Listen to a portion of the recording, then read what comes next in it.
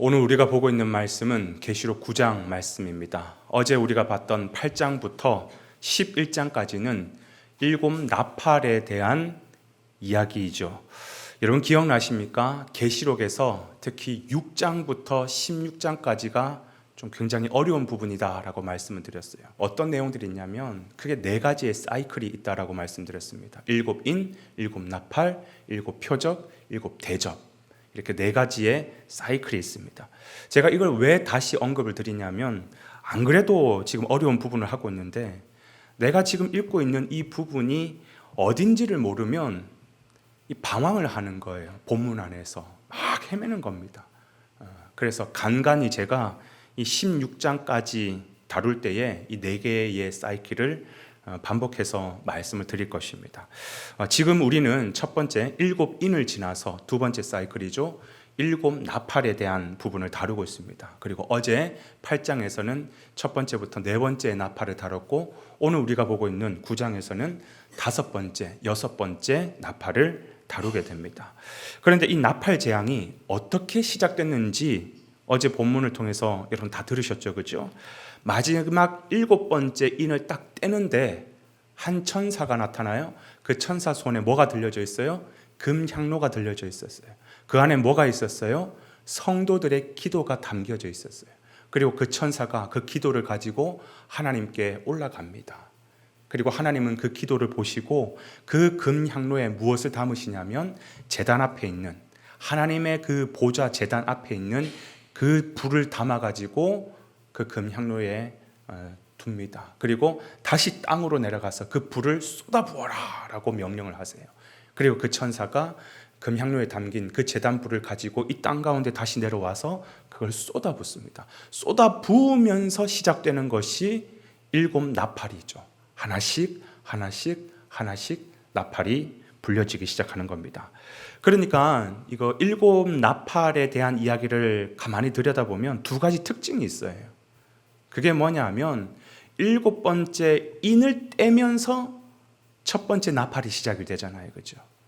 근데 이 네 사이클이 다 그런 식으로 연결됩니다. 일곱 인이 떼지면서 첫 번째 나팔이 불리고 일곱 나팔이 불리면서 그 첫 번째 표적이 시작되고 그러면서 이렇게 쭉 하나로 연쇄적으로 연결이 되더라는 겁니다. 여러분 첫 번째 인을 떼시는 분이 누구셨는지 기억나시죠? 그죠? 어느 누구도 뗄 자가 없었다 그랬어요. 그래서 요한이 너무나도 슬펐다라고 얘기하는데 그때 어떤 한 장로가 와서 얘기를 해줬죠. 아니다, 슬퍼하지 마라. 이긴 자가 있다. 이 사단과의 싸움에서 이긴 바로 예수 그리스도가 이 인을 충분히 떼시기에 합당한 자다. 그리고 예수님이 그 첫 번째 인을 딱 떼시는데 그게 마치 연쇄적으로 드르륵 하면서 일곱 인이 다 떼지고 일곱 번째 인이 떼지면서 자동적으로 일곱 나팔이 드르륵 불리고 이게 쭉 드르륵 풀리면서 연쇄적으로 다 풀리더라는 것이. 이게 무슨 말이냐? 일곱 인, 일곱 나팔, 일곱 표적, 일곱 대적을 통하여서 사단의 권세를 멸망시킬 자는 유일하게 예수 그리스도밖에 없다라는 것을 성경은 말하고 있는 것입니다. 그런가 하면 두 번째 일곱 나팔의 특징이 뭐냐면 성도들의 기도에 대한 하나님의 응답이라는 것이에요. 성도들이 뭐라고 기도했는데요? 하나님, 우리가 언제까지 이렇게 고통당해야 됩니까? 언제 저들을 심판하실 것입니까? 그에 대한 하나님의 응답으로 그래, 이제 불을 담고 내려가서 쏟아부어라. 이제 그들을 향한 재앙이 시작이 된다. 바로 성도들에 대한 그 기도의 응답으로 주어진 메시지가 일곱 나팔이다라는 것을 우리가 기억해야 되는 것이죠. 그런데 하나님이 이렇게 재앙을 내리시는데 어제 말씀해 보면 첫 번째, 두 번째, 세 번째, 네 번째 나팔을 통한 재앙은 어떤 대상을 향한 재앙이었냐면 하나같이 자연계를 향한 재앙이었어요. 기억나시죠? 우박, 불, 그리고 바다가 피로 변하고 물이 쓴물로 바뀌고 해, 달, 별들이 빛을 잃어서 어둠을 내리는 흑암이 내리는 그런 자연계의 우주 만물에 주어지는 재앙이었어요. 어찌 보면 인간의 입장에서 본다면 간접적인 재앙인 것이죠. 그렇죠? 그런데 오늘 본문을 보면 다섯 번째, 여섯 번째 재앙은 이 사람에게 직접적인 고통을 주는 재앙이 나타납니다. 그렇게 4절에 보니까 5번째 나팔은 특징이 어때요? 풀과 수풀은 해하지 아니하고 인침을 받지 못한 자, 즉 하나님의 백성들을 괴롭히는 자죠. 그들을 직접적으로 타격을 하는데 죽이지는 않는데요. 죽이지는 않고 어떻게 하냐? 그들을 심히 괴롭게 만든다라는 것입니다. 이게 5번째 나팔이었고요. 그런데 6번째 때는 어떠한 모습이 나타나냐? 15절에 보니까 이번에는 그 인침을 받지 못한 자들을 직접 죽여버리시는 거예요. 다시 말하면 오늘 본문 나오는 5번째, 6번째 나팔의 특징이 뭐냐면 사람에게 직접 나타나는 거예요. 어떤 사람, 특히 인치심을 받지 못한 자, 즉 하나님의 백성들을 해롭게 하고 그들을 계속해서 괴롭히게 하는 그들에게 직접적으로 해가 주어지는 그런 재앙이 주어지더라는 것이죠. 그러나 나팔 재앙 전체에서 여러분 굉장히 중요한 표현이 모든 나팔이 불릴 때마다 주어진 표현이 있어요. 그게 뭐냐 하면 완전히 멸하시지 아니하고 3분의 1만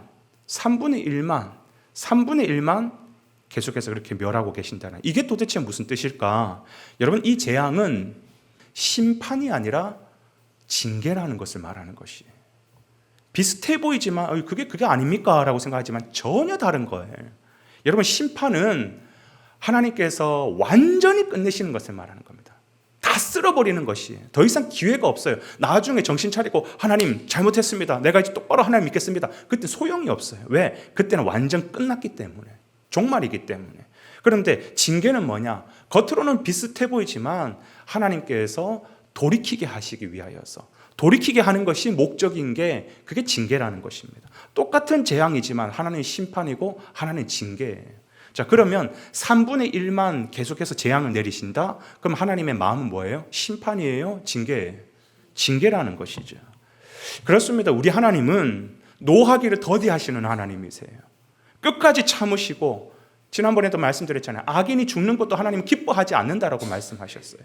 하나님의 마음은 어떤 마음이냐? 한 사람이라도 돌아오기를 원하는 것, 한 영혼이라도, 한 자녀라도 잃지 않고 돌아오기를 원하는 것, 이게 우리 하나님의 마음이라는 겁니다. 그런데 참 안타까운 것은 뭐냐면 그런 하나님의 마음을 이해하고 돌이키는 것이 아니라, 하나님은 벌 안 내려, 내 지금 이거 술 먹는다고, 내 지금 이거 죄 조금 짓는다고, 내가 이렇게 나쁜 짓 한다고 지금 당장 하나님 벌하지 않으셔. 그걸 이용한다고요, 그걸. 이게 인간의 못된 심성이라는 것입니다. 여러분, 구약 왕정 시대도 마찬가지지 않습니까?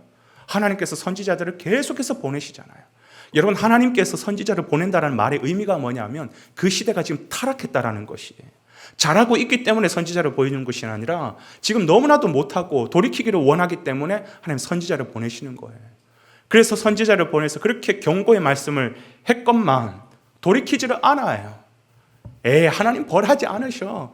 적당히 해도 돼. 하나님 웬만해서는 벌 안 내리셔. 결국 그들의 운명이 어떻게 됐습니까? 예루살렘 성전이 멸망하는 거였어요. 여러분, 예루살렘 성전이 멸망하는 것은 뭘 의미할까요? 심판일까요? 징계일까요? 심판의 전형을 보여주시는 모습이에요. 나라가 망해버렸어요. 그건 뭘까요? 그냥 뭐 이렇게 좀 전쟁에서 한 번 졌고 두 번 졌고 이게 아니라 나라 자체가 망했어요. 뭘 의미하는 걸까요? 심판의 전형을 보여주시는 거라는 거예요.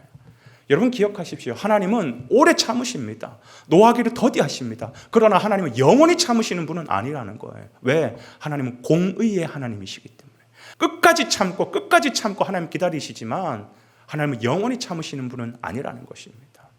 그렇기 때문에 여러분, 심판의 날은 내일일 수도 있어요. 하나님께서 아니다, 이제 마지막이다, 심판의 날을 우리 가운데 보내주실 때는 그때가 당장 내일일 수도 있다는 겁니다. 개인의 종말, 개인의 심판으로 본다면 죽음이죠, 그죠? 그 죽음이 내일 또 찾아올 수 있다는 것이에요. 그렇기 때문에 여러분, 하나님을 시험하지 마십시오. 여러분, 오늘 우리가 하루를 살아가는 데 있어서 분명히 나도 알아요. 이거는 죄다.